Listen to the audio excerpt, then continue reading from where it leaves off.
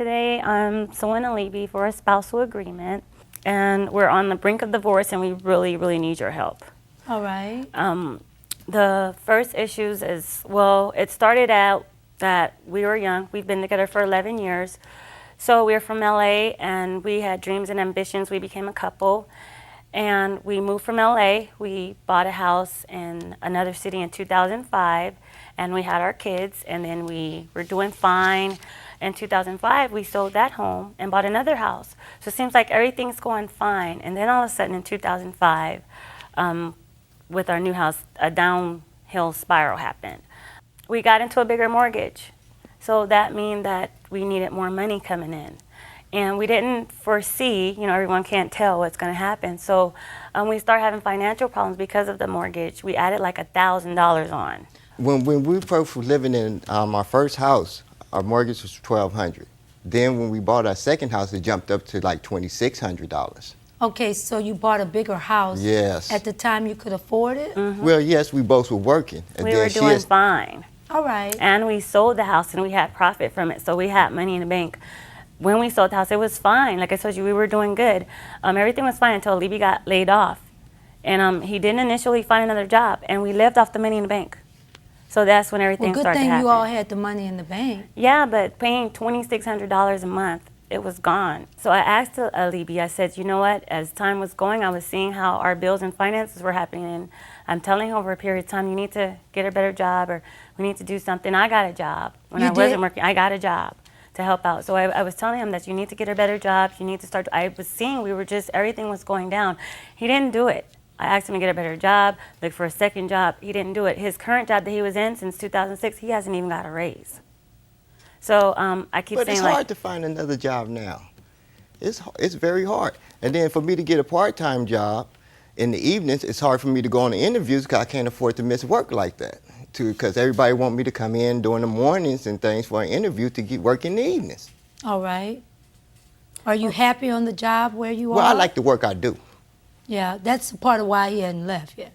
Yeah, but we're going without, since we got the new house, we haven't had anything, nothing. Our kids are going without clothes. We're going without necessities. Have you all thought about selling the house? Well, we really can't sell it. It's the market, we there's losing. negative equity I see. because of today's economy. Sure. Because we bought our house for $370,000. Right now, it's not even worth that. Yeah. So, but that's an issue that I was already foreseeing. This is before this even happened. I was telling him he needs to get a better job. We were already struggling, falling behind on everything. So I was telling him we need to figure something out. As a wife, I'm helping him as most I can, and I wanted him to take the driver's seat and turn the situation around for us. He's the leader of our family. Wow, this is just a glimpse into the economy that was the early 2000s, because my goodness, it was not for the faint of heart. I understand what the wife is saying. He's the leader of the house, he's supposed to provide for the family, she's doing what she can to better provide, but she doesn't feel like her husband is pulling the same weight. But I feel like there has to be a little bit more nuance to this, because he's right, it's not easy to find a job, especially when, the economy is in financial crisis. Selling your home is not an option. You're kind of in a money pit and there's no way out except for making more money. And considering finances are the number one reason for divorce in America, makes sense why they're here in Judge Penny's courtroom. I don't really know what Judge Penny can do for them other than, tell the husband, hey, get a part-time job, or ask your boss if you can take an hour off work to go to an interview. I don't know. It doesn't really feel like there's much Judge Penny can do aside from wag her finger in his face and be like, well, you better get more money or else. Because if him actually living in this financial insecurity and his wife threatening to leave him isn't enough for him to get another job or a better job, we're kind of in between a rock and a hard place here. And then the second thing is that on top of that, if we can't work on our finances, Have you gone struggling. back to work yet, honey? No, I'm unable to find employment. And Now listen to that, okay? You're looking though, right? Mm-hmm. Yeah, but she want me to quit my job. I don't want you to quit your job. That's not true. She's saying she wants you to get another one. And what he's saying is it's hard to find another job in this economy, just like it's been hard for you to find one. It was But- hard for me to find the job I got now. Okay. So the finances have become a big issue in the marriage. Yeah. Okay, I can understand that. Do you hold him responsible I do.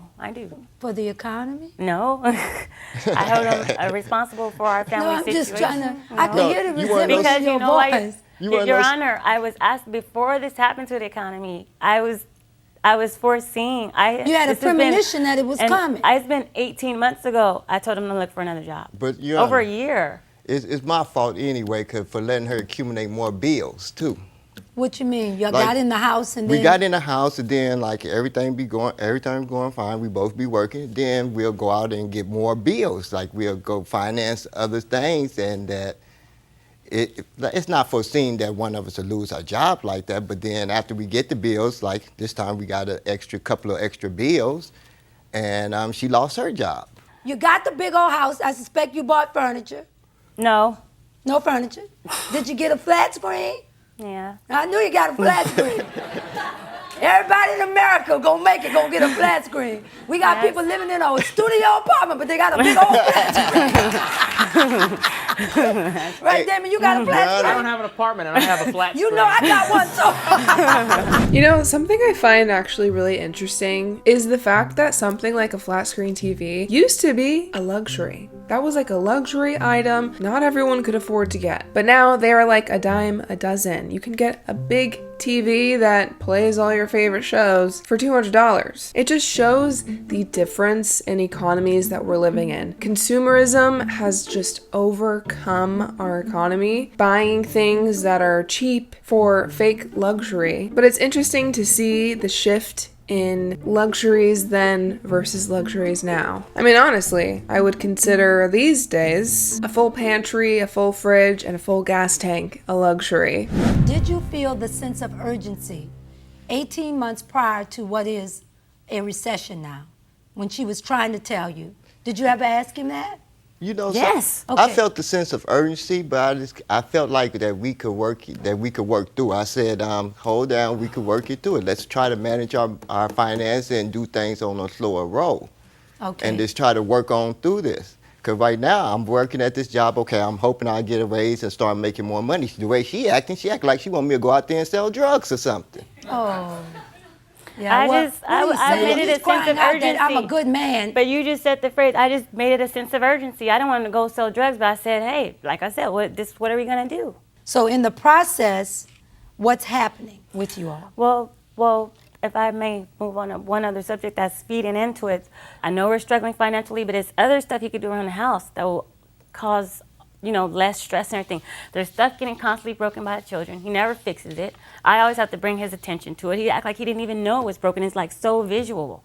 It's just stuff like that, and it becomes a big deal. Your Honor, on things like that, if I asked her when we first got the house, we made it like agreement of rules of things of do's and don'ts that we'll let the kids do and things like that. Okay, I'll come home. I'll be enforcing the rules around the house, telling the kids don't come out here doing this, don't be doing that. But yet everybody look at me like I'm the bad guy. I'm ready. I'm about ready to just give it all up. No. Look, I tried to be strong and everything to it, but it's just like I'm getting this from so many different ways. You too?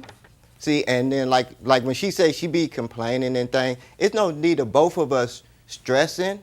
It's no need for me to come home and be stressing about the same thing that she's stressing about too. So I try to be strong and not let her see me stressing. Yeah, but you know what? There's a lack of communication.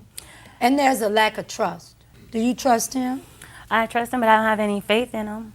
Ooh. And I'm kind of losing trust in her a whole lot too. Why? Because it's like it'd be times she could go somewhere, or like she'll leave right before I come home or whatever, and I could call her on the phone. Where you at? Why? When you coming back? 30 minutes. 30 minutes could be 2 hours. Who you with? Oh, why? I'm with a friend. Where? Oh, your place, where you going, or who you with don't have no name. So you suspect she's with somebody? That's the only reason why I would Well, say no, she let's wouldn't tell talk it. me. If we're going to be straight up talking and you decide to come into court, let's go on and clean house. Number one, do you think she's with somebody? Yeah.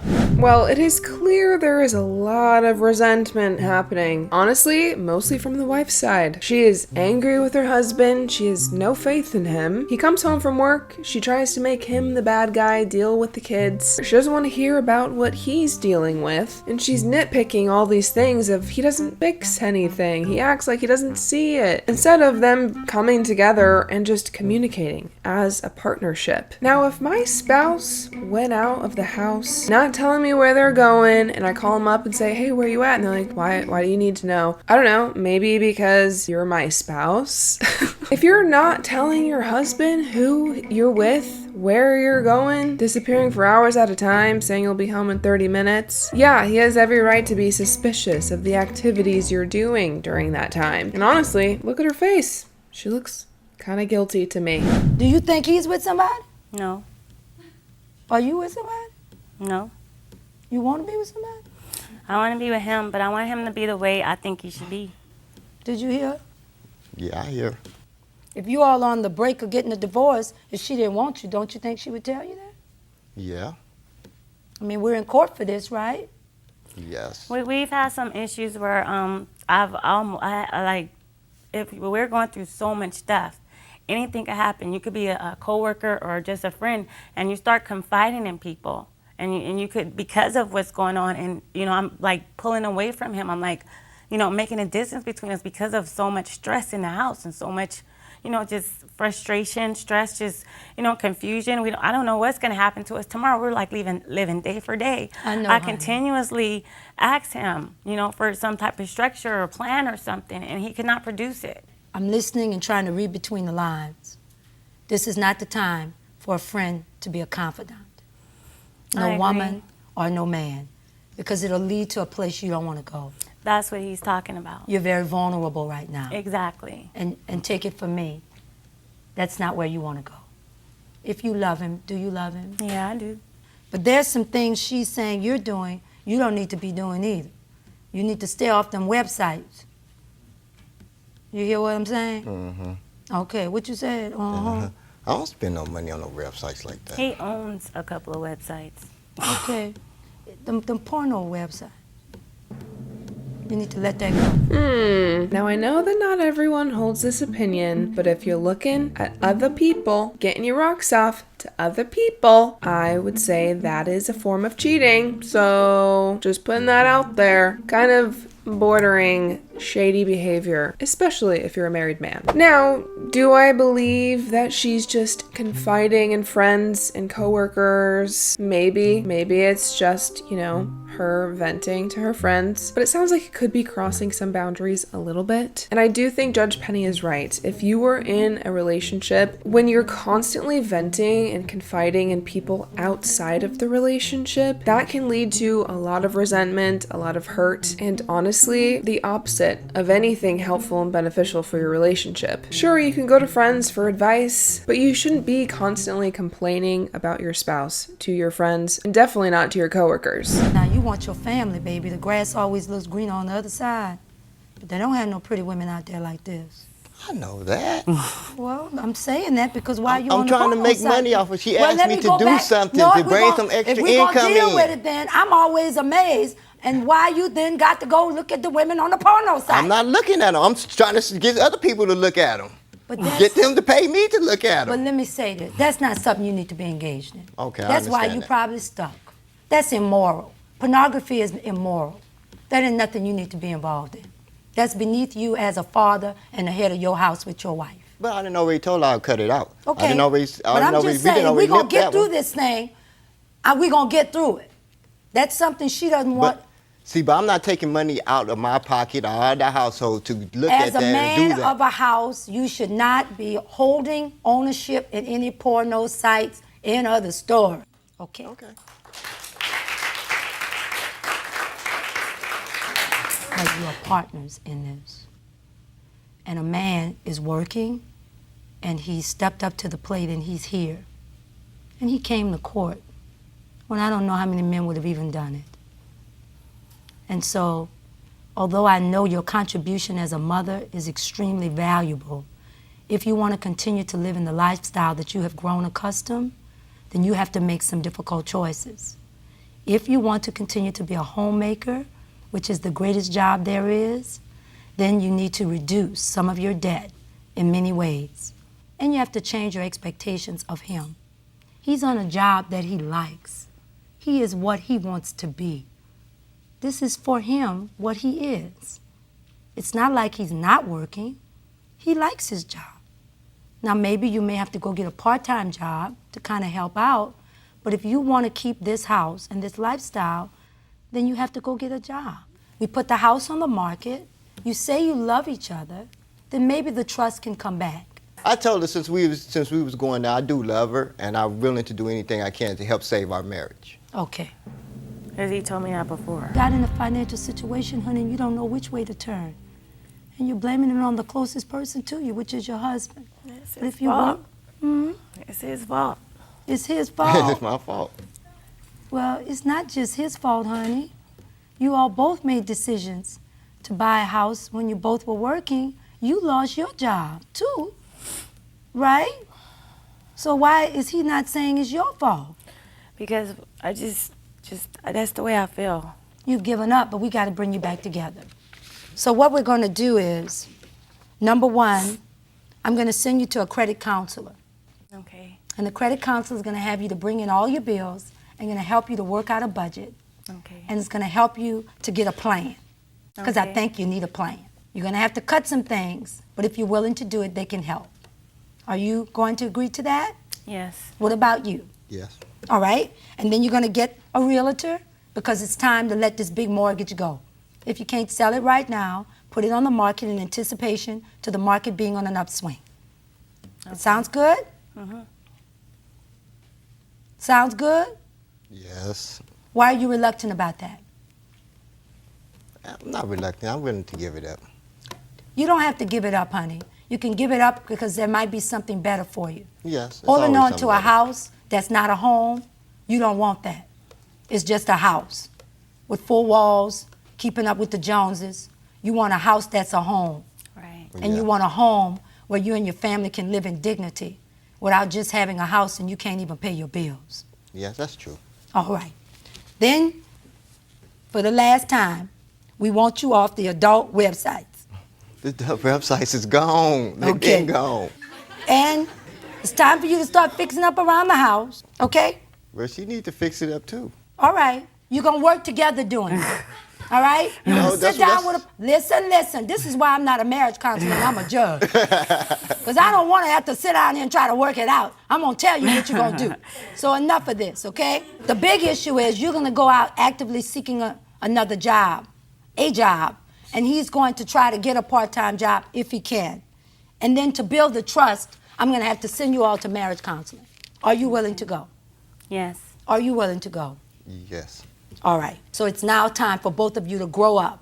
Understand that you got yourself in a bad fix, some of your own making, and some due to the economy. But nonetheless, when you got love, you got everything that you really need as a foundation.